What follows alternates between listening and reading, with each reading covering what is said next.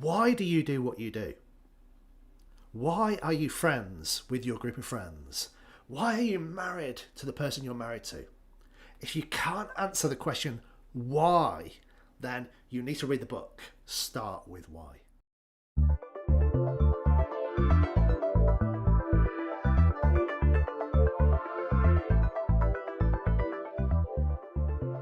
Welcome back, everyone, to another edition of Atomic Ambition, the podcast. Thanks for joining me. So, this week, start with why. I'm sure it's a book that all of you guys are familiar with, written by Simon Sinek. You can see a copy of the book on the screen there. It all started with Simon Sinek for me when I saw the TED Talk that he did, which was introducing the concept of start with why. And personally, I went on a journey with this. So I went from the TED Talk to the book, probably a couple of months in between, and I honestly, I can say I went on a journey with start with why. It's not something I'd ever thought about before, but I think it's a concept that has changed, I think particularly small businesses that are based on individual personalities. I think those kind of businesses, this is important for those. And I think a lot of those types of businesses have drilled down and focused on their why a little bit more. I think larger businesses also as well, but larger businesses probably not so much. The thing that really fascinates me about Start With Why is, even though it is a book about business, and I think his ideas and his book were aimed at businesses, a way for businesses to promote themselves, either internally to employees and externally to customers, about your why. Why are you in business? Why are you doing this? Personally, I think this is just as relevant to individuals as it is to businesses. Think about the job that you do. You might love your job, but why do you love it? What is it about your job that you love? Why do you do it? And honestly, it's worth taking some time to sort of dig down into this and figure out what is your why. Not just about your work, but about other different areas of your life, your hobbies, why you've married the person that you've married, why. Yeah, try and understand the why. Now, for those of you who are not familiar with the why, here's a copy of the Golden Circle, the idea that Simon Sinek introduced in the book. Start with why, and also in the TED Talk that he did. So it all starts with why. Now, he talks about most people and most companies starting with what they do, whether you're producing computers, pens, smartphones, electricity, cars, whatever it is. Most people start with their what. And I think if you think about yourself as well, when you're introducing yourself to somebody, do you start with your what you are, what you do? As in, I don't know, many years ago, I would say, well, I am an English teacher. That was the what. I would like to say my what is something else. But that really is the what that I have. The how, well, how do I do what I do? I create videos online. I give online lessons. That's easy to talk about. But the why do you do it? What is your purpose? This is the intricate thing and the intricate ideas which Simon Sinek got me to think about in a big deal. There is some, let me share this with you. There is some science behind this as well. So you can see here the golden circle and the brain. It's color coordinated. I'm not a scientist, so I've done a little bit of research. I'm presuming from the research that I've done that this idea is, it is accurate, or as accurate as it possibly could be. So you have the what, the how, and the why, and these are all represented by different parts of your brain. The rational brain talks about the what, deals with your outcomes. The how, which is your limbic system, which deals with actions and processes, habits, routines.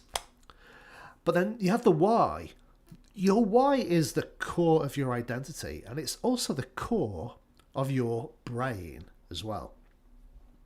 So your why is your intrinsic motivations, your worldviews, this sort of self-image that you have about yourself. It's your driving force. It really is your driving force. The why you do things is your driving force. We are all bad, including me, at communicating our why.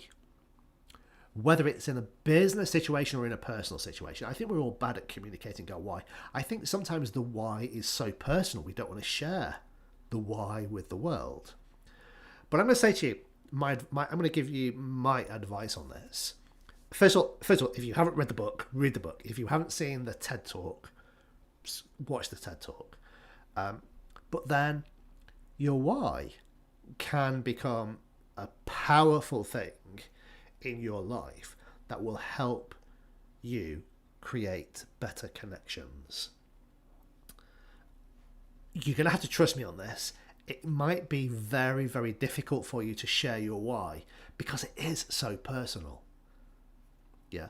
But honestly, for me, it has helped me understand what I'm doing better. And it has also helped me tell people about what I'm doing in a way that I think, I wouldn't say more easily understood, but I would certainly say it's more interesting. Rather than me just saying, well, I'm creating videos. I create videos to help people who are a little bit socially awkward feel better about themselves, or communicate better, or make better, contact, make better friends, which is what it's about. Talking of friendship, I saw an interview with Simon Sinek. He was on The Diary of a CEO with Stephen Bartlett. We've spoken about this book already. The Diary of a CEO is a podcast. And Simon Sinek was on The Diary of a CEO, I think, last week or the week before, I can't remember. But I watched it about 3 days ago. Simon Sinek is writing a new book about friendship. And when I heard this, I went, wow, I can only imagine that Simon Sinek's views on friendship is going to be amazing because of the why. Yeah, start with why. And I imagine start with why will be a main element of how Simon Sinek thinks we should approach friendship. If it isn't, great. I don't know. I hope he has some other brilliant ideas. But at the moment, the way I approach friendships is I ask myself, why do I want to be friends with this person? Why do I want them to be friends with me? And, those are quite deep questions. I think they're worth asking. Especially if, like me, your circle of friends is quite small. I'm a socially awkward person. I'm going to say I don't really like people. I don't really like lots of people. I find lots of people awkward. Let's put it that way. I find lots of people awkward. I also find, in a lot of instances, myself backing away from people. Yeah, because they are sometimes overwhelming for me. If you're like me, you might have the similar experience of other people just sometimes can be overwhelming, and that makes it difficult for me to want to remain friends with them. But if I've asked myself, why do I want to be friends with this person? Why do I want them to be friends with me? It makes it easier to accept that sometimes you're going to be overwhelmed, but that doesn't have to be the end of any kind of friendship or relationship. It's just that at that point you are overwhelmed, but deep in your heart, there's a reason why you want to be connected with this person or these people. So that's what I've really taken from Start With Why. In terms of my personal life, I highly recommend, if you haven't read the book, go and buy the book. Start With Why, Simon Sinek. When his book on friendship comes out, I'm going to be one of the first people in the queue to buy it.